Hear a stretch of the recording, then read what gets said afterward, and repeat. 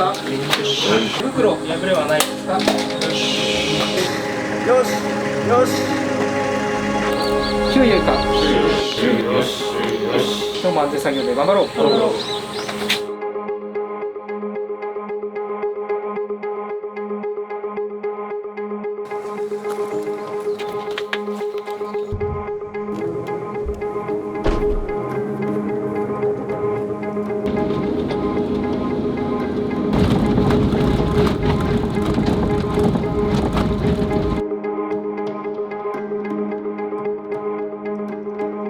台がこっちにある。こっちの台取ると。じゃあこっち入れちゃえよ。まあ奥のとかこれどうするかは鈴木さんと相談してるけど。